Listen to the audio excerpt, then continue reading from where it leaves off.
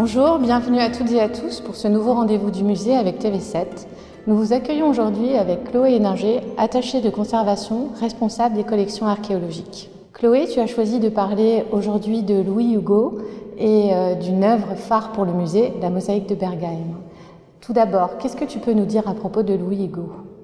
Alors Louis Hugo est né à Strasbourg en 1805. Il étudie d'abord le droit à Paris avant d'intégrer l'École nationale des chartes où il obtient son diplôme d'archiviste paléographe.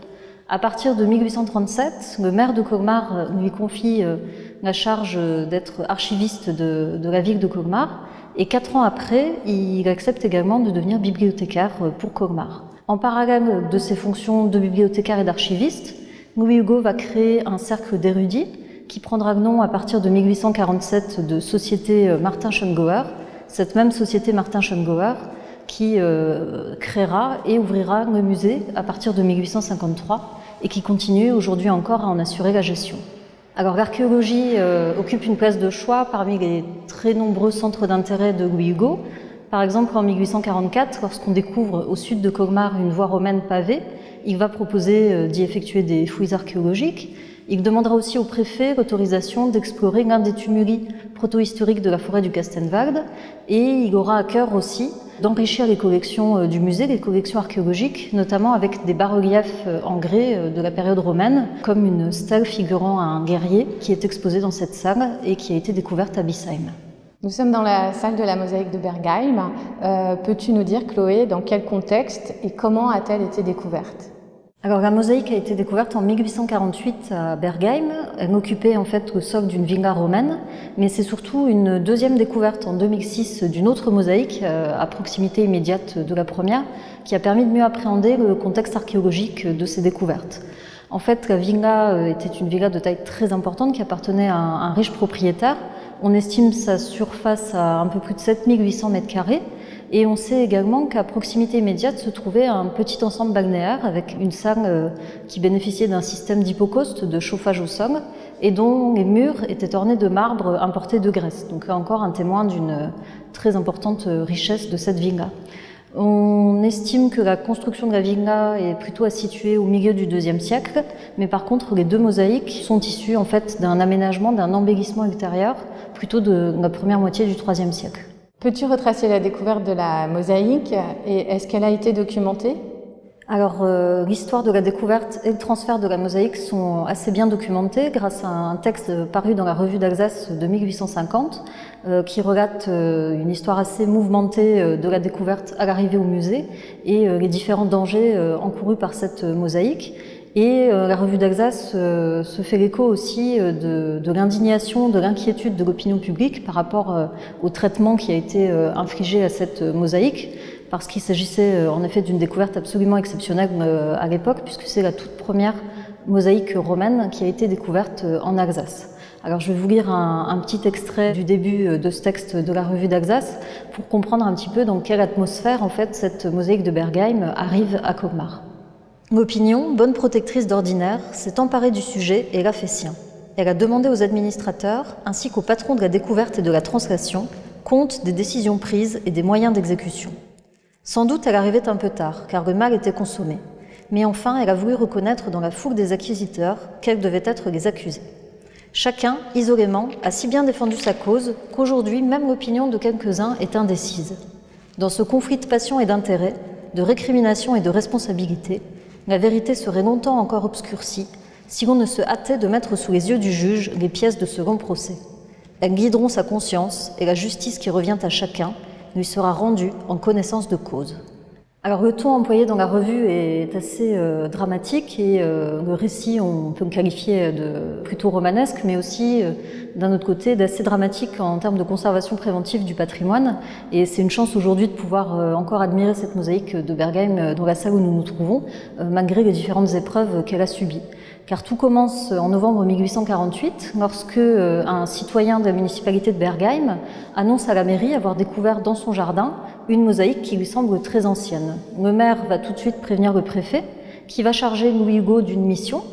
Il va lui demander de se rendre sur place pour examiner dans un premier temps le monument. Alors une fois sur place, Louis Hugo est tout de suite impressionné à la fois par la qualité d'exécution de la mosaïque, son remarquable état de conservation, et puis aussi sa superficie, qu'il estime assez rapidement à plus de 80 mètres carrés.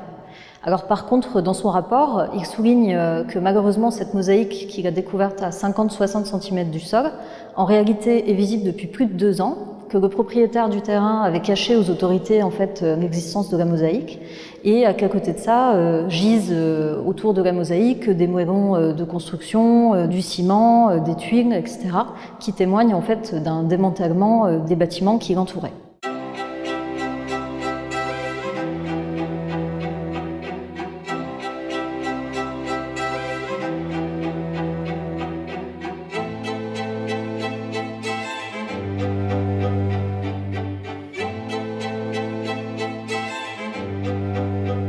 Alors l'une des premières précautions prises par Louis Hugo, c'est de protéger en fait la mosaïque en la recouvrant de paille et de terre pour la protéger à la fois du gel et des dégradations à venir.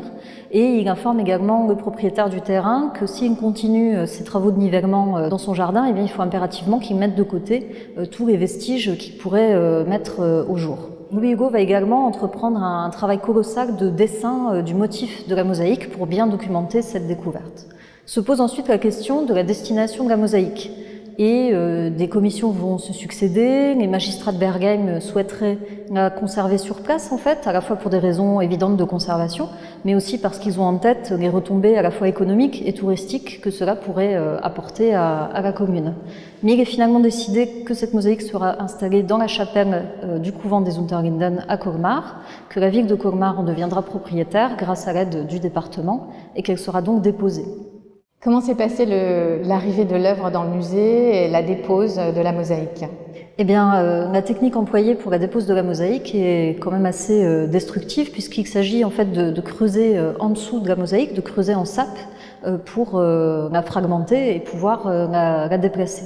Alors l'inspecteur de la ville de Colmar constate dans un rapport à l'arrivée de la mosaïque à Colmar eh bien qu'elle est désormais découpée en 90 fragments, alors certes numérotés, étiquetés, mais la restauration s'avère a priori extrêmement complexe à mener à bien. Alors l'ensemble de la mosaïque est transporté dans la chapelle, on l'installe sur une couche de brocaille, une couche de sable, et puis commencent alors les travaux de restauration, qui sont dans un premier temps loin d'être un succès. À un moment, la ville de Colmar va même faire intervenir un artiste italien qui doit aussi s'occuper de repeindre les murs de la chapelle et qui s'attelle à la restauration de la mosaïque. Alors apparemment, c'est une situation un petit peu compliquée parce que ce personnage en fait veut travailler porte fermée dans la chapelle sans aucun contrôle et sa grossièreté, ce sont les termes employés dans le texte, eh bien indigne les protagonistes colmariens. Finalement, pendant un temps, la restauration va être complètement interrompue face aux échecs successifs et ce sera enfin un atelier parisien qui lui a fait ses preuves en travaillant déjà sur des mosaïques byzantines qui va se voir confier le chantier de restauration pour pouvoir enfin installer, encastrer en fait dans le dallage la mosaïque dans la chapelle et elle sera exposée au pied du retable d'Issenheim. La mosaïque a d'abord été présentée dans la chapelle, comme tu le disais, et comment est-elle arrivée dans cette salle? Alors c'est seulement en 1974 en fait qu'une nouvelle campagne de dépose et de restauration de la mosaïque est entreprise pour l'installer dans cette salle qui sera dédiée aux collections de la période romaine et dans laquelle elle est exposée aujourd'hui encore.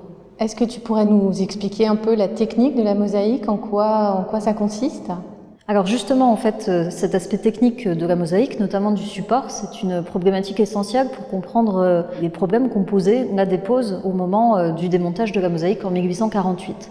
Parce qu'aujourd'hui, quand on voit une mosaïque, que ce soit au sol ou sur un mur, eh bien, on la voit en 2 dimensions. Mais il faut imaginer qu'il y a une 3e dimension dans l'épaisseur qui forme en fait le support de la mosaïque. Le mosaïste, quand il travaille, va fonctionner par strates pour la base, le socle de la mosaïque, avec une première couche qui correspond à un radier drainant avec des pierres qui sont soigneusement assemblées. Ensuite, on va venir couler dessus une dalle de béton assez grossier, puis une chape un peu plus fine de béton, et enfin, par-dessus, vient se poser en fait la dernière couche qu'on appelle le lit de pose, sur laquelle en fait le mosaïste va venir placer chacune des tesselles, ces petits cubes de pierre, selon un dessin préparatoire assez précis, et ces tesselles seront liées ensuite par un joint de chaux. Et justement, en fait, cet aspect du support n'a pas été assez pris en compte en 1848. Évidemment, aujourd'hui, on procéderait de manière complètement différente, puisqu'en 1848, en fait, c'est évidemment le support qui s'est complètement désagrégé au moment de la dépose de la mosaïque. Et aujourd'hui, sur les chantiers de fouilles où on a la chance de découvrir des mosaïques de ce type, et ça a été le cas en 2006 également, on utilise des méthodes beaucoup plus modernes et abouties, avec un système d'encollage, d'entoilage de la surface de la mosaïque, avec des produits qui sont complètement réversibles. Et puis on va suivre un plan de dépose dessiné en amont, très précis, et évidemment restituer une assise rigide à la mosaïque pour permettre à la fois sa conservation et sa présentation. Donc cette mosaïque est importante finalement pour le musée Interlinden, et en quoi ? Eh bien, c'est l'une déjà des toutes premières œuvres à avoir intégré les collections du musée. D'ailleurs, sur les anciens inventaires manuscrits, eh bien, elle porte le numéro 1, AM.1. Et puis, ça a été la toute première mosaïque romaine découverte en Alsace, ce qui en fait une œuvre assez emblématique. Merci Chloé pour tous ces éléments concernant la mosaïque de Bergheim. Et merci de nous avoir suivis pour ce rendez-vous du musée avec TV7. Nous vous retrouvons le mois prochain pour un nouveau rendez-vous du musée et nous vous invitons, lors de votre visite, à découvrir ou redécouvrir la nouvelle salle d'archéologie. À bientôt.